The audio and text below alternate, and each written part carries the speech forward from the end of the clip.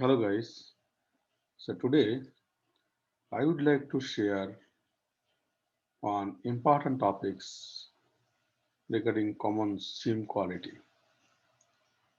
So if you look after any factors in data, then top defects always is coming like dirty mark, skip stage, broken stage, and puckering.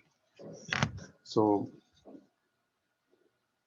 a lot of people does not know how to rectify that kind of defects.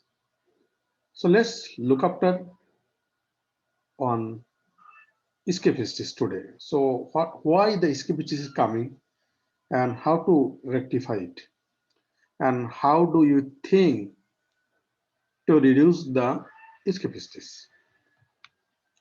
So escapists and what would be the countermeasure? So before going to the sessions, we have to know what is escapists. So if you look up at the images, stasis of swing thread partially skip. If you see the single leader lock stasis machine, partially skip, so loop formation is not right, and stasis is not performed completely. So then this kind of effects we can see. So what is the impact of the skip stasis? So the skip stasis আসে সেক্ষেত্রে একটা প্রোডাক্টের যে লংজিভিটিটা এবং ফাংশনালিটিটা proper থাকে না এবং যে কোনো মুহূর্তে এটা স্টেজটা ওপেন হয়ে যেতে পারে। So it's a major defects and it looks definitely very odd once anyone is basically wiring this product. So today I would cover how to rectify it as a corrective measures from their past learning. So first of all, we would like to focus on the threading, whether it is right or wrong. So if you look after this machine point like 1, 2, then 3, 4, 5, 5, then coming the 6, then again coming here the 7, then it's going back this position here again, then 9, then 10 here. After that is coming 10, 11, 12, and 13. So that means প্রত্যেকটা point যদি থ্রেডিংটা properly না টানা হয় তো সেক্ষেত্রে স্কিমিসটা আসতে পারে। তো এই জন্য থ্রেডিংটা first of all look out করতে হবে যে প্রত্যেকটা যে 12 পয়েন্ট 13 পয়েন্ট এখানে মেনশন করা হয়েছে প্রত্যেকটা পয়েন্টে থ্রেডটা টাচ করছে কিনা। যদি প্রত্যেকটা থ্রেডিংটা ইনঅ্যাকুরেট থাকে সেক্ষেত্রে স্কিপ স্টেজটা আসতে পারে। So refer to diagram for threading the machine. So এইভাবেই আপনাদেরকে যারা কোয়ালিটি ডিপার্টমেন্টে কাজ করতেছেন বা করবেন ফিউচারে, সো দেখতে হবে যে প্রপার থ্রেডিংটা ঠিক আছে কিনা আর কি। So needle is bent.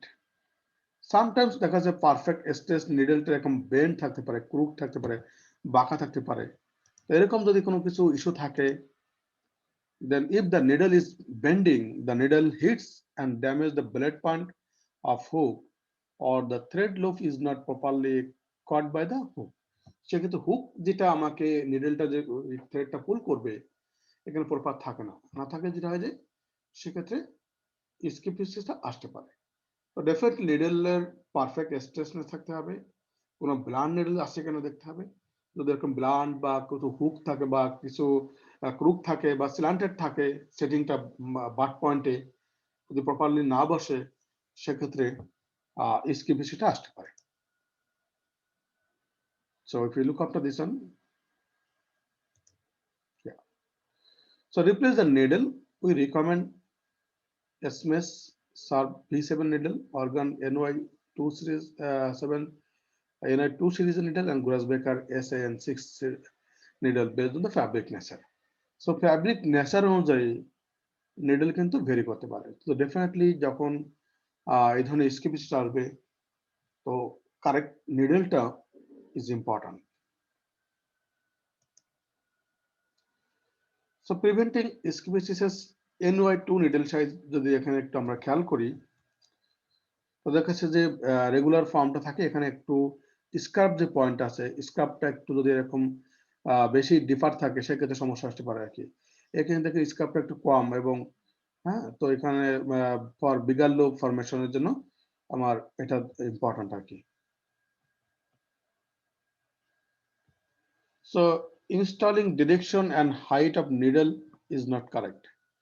That's আমাকে নিডলটা যদি হাইটটা বা যেটা বললাম বাট পয়েন্ট প্রপার যদি না থাকে, তারপর হাইটটা যদি scarf should be facing exactly to the right, বলছে এখানে এক্স্যাক্ট, এটা স্কার্প যেটা আছে এটাকে রাইটে থাকতে হবে। যদি রাইটে না থাকে, অনেক সময় লং গ্রুপের ক্ষেত্রে by facing exactly the left, long গ্রুপে সেক্ষেত্রে লেফটটা দিতে হবে।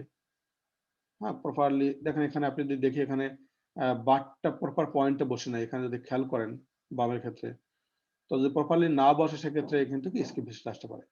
তো কিভাবে এখানে প্রপারলি বসাতে হবে সেটাও খেয়াল করতে হবে যে আমার নিডলের যে সেটিংটা বাট পয়েন্টটা প্রপারলি বসছে কিনা আর কি। Correctly reinstall the needle, the needle bar height is incorrect. So দেখা যাচ্ছে মাঝে মাঝে যে adjust the vertical position of the needle bar with the respect to the blade point of the hook. Generally, the needle bar height is increased for synthetic threads or decreased for lightweight materials. দেখা যাচ্ছে যে আমার কতটুকু needle বার হাইটটা হবে এটা properly খেয়াল করতে হবে আর কি।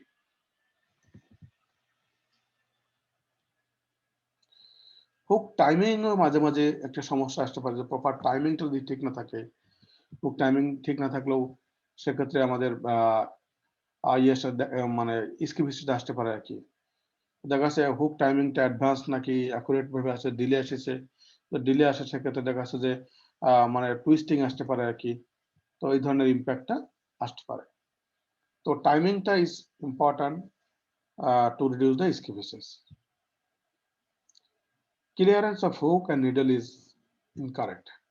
দেখা যাচ্ছে প্রপারলি যদি ক্লিয়ারেন্স যদি প্রপার না থাকে এখানে, বা বেশি মিনিমাইজ দ্য ক্লিয়ারেন্স 0.05 mm, তো এই রেঞ্জের ক্লিয়ারেন্স থাকতে হবে। Hook blend is blunt. তো মাঝে মাঝে দেখা যাচ্ছে যে আসলে আমরা মানে এই ব্লেডটা ব্লান্ট থাকে বা প্রপার শার্পনেস থাকে না, তো সেক্ষেত্রে আমাদের যেটা হয় যে মানে স্কিপিসটা আসতে পারে আর কি। যে আপনারা ইমেজ থেকে এটা ক্লিয়ারলি বুঝতে পারছেন আর কি। আর ডেফিনেটলি এটা মেইনটেনেন্সের পিপল যারা আছে তারা এই ধরনের যদি স্পেশালি ফ্রেশার্স, তাদের জন্য খুবই ইম্পর্ট্যান্ট কিভাবে হুক ব্লেডটা আমাকে মানে রাইট মানে ফরমেশনটা দিবে। So throat plate needle hole is too large. মাঝে মাঝে দেখা যাচ্ছে যে থ্রট প্লেট এবং নিডল হোলটা প্রপারলি যে ম্যাচ করে না অ্যাকর্ডিং টু দা যে ডেটা স্ট্রাকচার, তো ডেফিনেটলি সেক্ষেত্রেও দেখা যাচ্ছে যে স্কিপিসিটা আসতে পারে আর কি। Shape of thread loop will be small.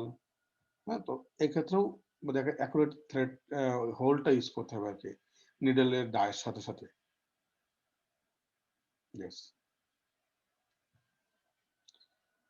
Last যেটা বলবো আরো কয়েকটা পয়েন্ট, স্ক্র্যাচেস। অনেক সময় দেখা যাচ্ছে যে আমাদের যে ইকুইপমেন্ট গুলো ইউজ করা হয় সেক্ষেত্রে অনেকগুলো ওখানে স্ক্র্যাচ থাকে বা মরিচে পড়ে যায়, প্রপারলি ক্লিন করা হয় না, তো ডেফিনেটলি হয়তো নিউ ইকুইপমেন্ট গুলো ইউজ করা যেতে পারে এক্ষেত্রে। ওল্ড ম্যাটেরিয়াল স্ক্র্যাচটা বা এখানে রিমুভ করে প্রপারলি ইউজ করা যেতে পারে টু অ্যাভয়েড দ্য স্কিপিসিস। Swing speed is too fast. Sometime দেখা যাচ্ছে যে মানে অপারেটরের স্পিডের সাথে যদি মানে অপারেটর স্পিডটা কম বা অপারেটর স্পিডটা বেশি, মেশিন স্পিডটা সিনক্রোনাইজ নাই, ম্যাচ করে না, বা মেশিন স্পিড খুবই ফাস্ট বা অপারেটর লেভেলে ওই স্পিডে মানে পুল করতে পারছে না ফ্যাব্রিকটা, তো সেক্ষেত্রেও দেখা যাচ্ছে যে স্কিপিসে আসতে পারে আর কি। সো এইগুলো ফ্যাক্টরটা কনসিডার করেই আপনাদের করতে হবে স্কিপিসিসটা কমানো যেতে পারে আর কি। So dust under the through plate. আমার একটা যদি বলি যে অনেক সময় দেখা যাচ্ছে আমরা মেশিনে প্রচুর ডাস্ট আসে, বা স্পেশালি নিট প্রোডাক্টের ক্ষেত্রে, ফিনিশ প্রোডাক্টের ক্ষেত্রে অনেক ডাস্ট আসে আর কি। তো যদি ফ্রিকুয়েন্টলি যদি 5S বা হাউসকিপিংটা প্রপার না রাখে, সেক্ষেত্রে কিন্তু ডাস্ট জমেও দেখা যাচ্ছে স্কিপিসিসটা আসতে পারে আর কি। তো এই জন্য বলছে please take care the machine like your baby. তো যেভাবে বেবিকে আপনি নার্সারিং করেন, আপনার ছোট বেবিকে, সেইভাবে আপনাকে ওয়ার্ক প্লেস এবং আদার অ্যাসপেক্ট যদি নার্সারিং করেন, সেক্ষেত্রে হয়তো স্কিপিসিটা কমানো যেতে পারে বা আসবে না। So clean the machine every day. So like this way, we can reduce the skip. So thank you for watching this, basically the today's video on how to reduce the skip.